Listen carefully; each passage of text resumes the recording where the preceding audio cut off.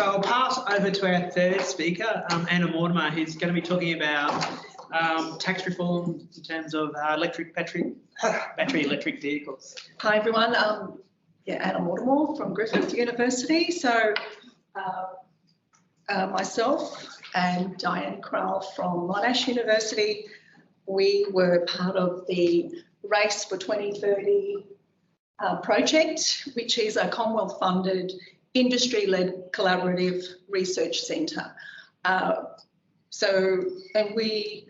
Industry-led, so we had to partner with industry. We partnered with New South Wales Government, South Australian Government, Victorian Government, AGL, Energy Efficiency Council, the Australasian Fleet Management Association. And so we all presented a problem which they all recognised, and were very invested in seeing what the outcome of our research would be. So RACE is reliable, affordable, clean energy to 2030. Obviously, that's the goal, to reduce our emissions by 2030. What we examined, our focus was on business fleets and uptake of EVs in business fleets, and looking at the issues regarding charging for business. Oh, what happened? Sorry, I pressed that. I pressed the wrong one.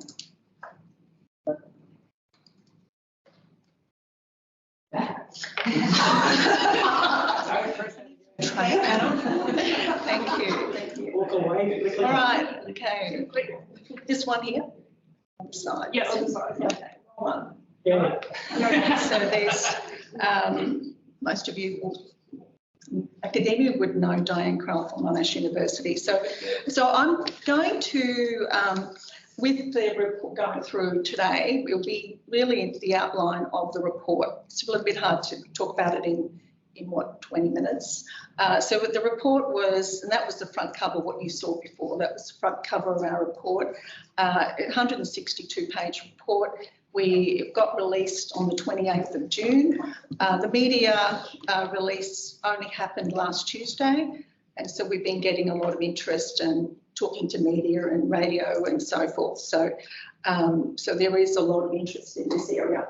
What happened? I'm doing well. I'm following instructions. Just going to the agenda. All right. So with the so really the focus. I'm obviously agending the issue. I identify the issue. Right. Business fleets are the effective pathway to the early adoption of BEVs in Europe, but not in Australia. So what did we do? So just giving a quick outline of what we did, and then we had the recommended tax changes. Scared to touch anything. Okay, so I'll just go to the next one. Yes, go to this one here. So what you can see in Europe, they've got 57% of passenger PV plug-in electric vehicles, which includes plug-in electric hybrid vehicles as well as battery electric vehicles, PVs. So we got 57% acquired on average, and 43% are acquired by private buyers. So we're looking at, we selected 4 countries that we examined their tax policies to see how did they get to these high levels of EVs in their country. So in Netherlands, as you can see, 73% of vehicles are acquired by corporates, and they're looking at, the registration, corporate registration of EVs. So 73% in Netherlands, UK 67%, Germany 49%. They're picking up the momentum. Norway, you can see it's equal between virtually. Their incentives very attractive as well for private buyers as well as business. And there we have Australia. So obviously there's a problem. Looking at Australia, the percentage of total sales that were electric or hybrid by detailed buyers in 2020. So we were examining fleets, large fleets. So, and we've got private buyers over here. So you've got the red line, the red part of the bar graph is your BEVs, the plug-in hybrids, and the HEVs. So you can see that HEVs are the most acquired. In terms of EVs, which are your BEVs and PHEVs, only 488 vehicles were acquired by business. So when we're looking at business, this is a concern because it's only from business that these vehicles are going to be rolled over into the second-hand market in 3 to 4 years. So you can see there's virtually no EVs being rolled over into the second-hand market. So when people are saying, yes, we want to buy an EV, and you've got different consumer groups, you've got low income or middle income, and they don't have any EVs to buy. So it's a concern. So that was really what we were examining. Why is this happening? Now with this graph, this table here, there's your target in the Europe. So that new target came in 2020. So the target is showing that the emission intensity of the road vehicles should come down to 0 by 2030. So in Europe, their target is 95 grams of CO2. That's their target of 2024, and it's going to reduce from 25 to 2030. It's going to reduce significantly. The only way you can meet those targets is to increase the uptake of battery electric vehicles. So as you can see in Norway is 38.2 grams of CO2 of their total road vehicles, and 74% of those vehicles are plug-in electric vehicles, increased significantly in 2021 to 87%. By 2025, they're going to ban the sale of combustion fuel vehicles. So you can see they're getting there. Right, and then you can see the other countries where they're all going. That target came in 2020, and then you can see all these countries then made significant tax changes to get to those targets. In Australia, you can see where we are. That's a demonstration of no policy, no targets, no regulation. What's interesting with the figures, even though they might say there's an increase in the uptake of EVs in 2021, you probably hear it in the media, 2%, fantastic, 1.4% of that was Tesla drivers. Tesla, high-end, affordability. So that's the situation we're at. So why is that happening with business? And that was why our project, how can tax changes accelerate the uptake of battery electric vehicles and encourage, encouraging home charging. And we recommended 17 short-term, long-term tax changes. So what we found by talking with industry, that 47% of business fleets are home garaged. Home garaged, subject to FBT.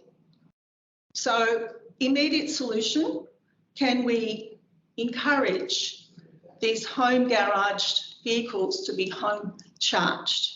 In that same survey, industry said their two top concerns was the price of the EV and charging. To be able to establish a workplace charging infrastructure is huge. The financial outlay is huge. And they're saying, well, we're not going to invest if we're not buying EVs. So We conducted qualitative research, interviewed fleet managers, trying to find out what the issues were the current tax measures, disincentives. We then looked at, and that's what we did find, okay, that the federal taxation laws for electric vehicles are a cost disincentive. And that was part of our recommendations for tax changes. And also we conducted, as I said, with the select 4 countries, we looked at what tax changes did they make that were effective in, as you could see with those, the high uptake of battery electric vehicles in those countries. So we looked at, and that was in section 8 and 9, we looked at the interviews, we analysed the incentives. Now, how we did that, we compared the cost of a battery electric vehicle CONA. So we had case studies throughout the report. So we applied the tax law as it is to the 2 CONAs, same vehicle, one a battery electric vehicle that I think I've got coming up that was 64,000, battery electric, same car, combustion fuel vehicle version 31. Okay, so the cost gap was $35,000. So you can see it's a no-brainer why business would not be buying these cars. So we applied the tax laws to the 2 vehicles, and obviously they were in favour of the combustion fuel vehicle. And then we looked at the tax changes for our overseas countries. So there's the cost gap difference. So they were the case study throughout the report. And then what we found with the qualitative, the interviews with the fleet managers, their language was, it's all about the total cost of ownership, every one of them. We then said, so the good thing about the uptake of EVs through business is that they are not discouraged by that cost difference, the cost gap.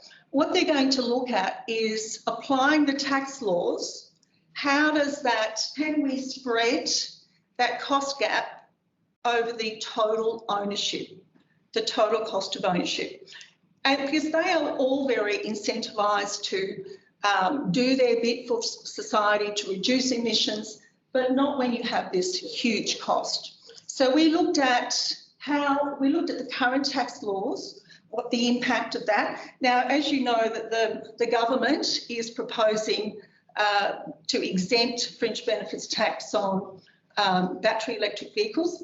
That makes absolutely no difference to the cost gap. What it's done is removed an extra tax, right? The extra tax that we worked out in our model. So, total cost of ownership modelling. So all of a sudden, we had to put in a modelling section in our report, and that's in section 7. We were very, very fortunate. We had very nice fleet manager who allowed us to model their total cost of ownership model, and we used that as a template. And then from that template, which was interesting because there was no model that exists, that actually we could model out the impact of our tax changes. So that's through the modelling. So we looked at the modelling, the impact of FBT over 3-year periods, and I think it was worked out to be 3 years, an extra fringe benefits tax on top of the 35,000, 33,188 an extra FBT for the government on top of that cost gap. Incentive, disincentive, removed, but not going to make a huge impact. Not on, so should come back to that. The FBT, now the focus of this report, the scope I should say of this report, was looking at the 47% of vehicles that are home garaged. Now the 47%, these vehicles are work vehicles. These vehicles, they're work fleet, they commence work from home, right? So they don't go back to base. So even though we say that the FBT exemption it's not going to make an impact on the work fleet vehicles, the 47% of business fleets that are work fleet vehicles. It will make a difference to probably our Tesla owners or people who want to buy a Tesla where there'll be no FBT and they want a salary package. Definitely that percentage we will see increase. But in terms of the vehicles that we want to roll over into the second-hand market, it won't. So you've got to look at the category or the type of vehicle and which vehicles are being used and how they're being used. So salary package people, employees who want an EV, high-end, yes, but in terms of the business fleet, these work vehicles, probably not. So I want to make a qualification on that. So yes, we did all of these modelling, and just to give you a sample of the tax changes. So they're in pages 1 to 13 of the report. So it comprised of changes to FBT, it also to the income tax law, and we also had some what we call long-term tax changes that were brought in as a result of our review of overseas jurisdictions. So obviously we did recommend the exemption of fringe benefits tax for, but we did recommend that. So BEVs, so with the work fleet vehicles, obviously exempting them. Now, the interesting part, even with that, let's focus on work fleet vehicles. We exempt, if we're going to compare it with the ICE vehicle, if that exemption is great for battery electric vehicles, no FBT, but you also have got to remember that when it's a work fleet vehicle, for a combustion fuel vehicle that is a work fleet vehicle, they're on the logbook method.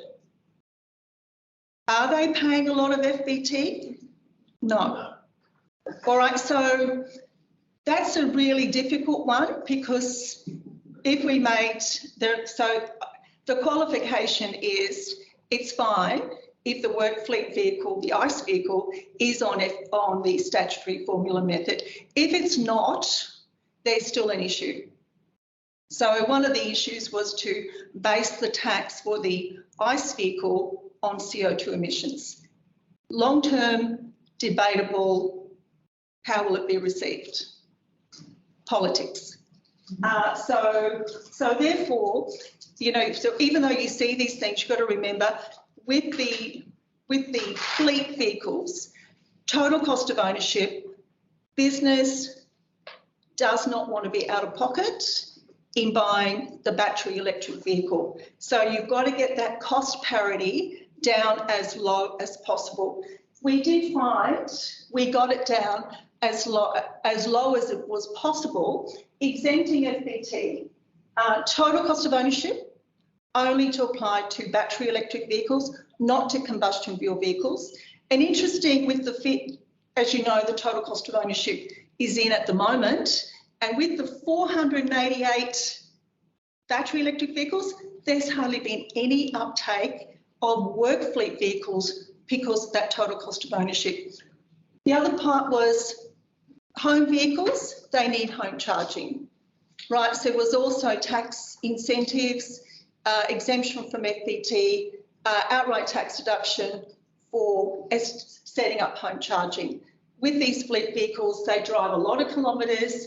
It's not enough just to put it into a normal AC charger. When they come home, they need installation of a fast charger in their home, which was roughly around about $2,800. So it wasn't that bad, and they can charge it at home and drive there and then get up in the morning and go off and these vehicles too, another important point with work fleet vehicles, they are not going to drive to work to charge their vehicles. So anyway, it's 20 minutes to do a summary of the report. Yes, there are, I think we came into roughly around about down to $8,000 difference from $35,000. So we got there and we got down as close as we could get. So, but there is more work to be done on the total cost of ownership. So So that was, anyway, it was well received by business. Thank you.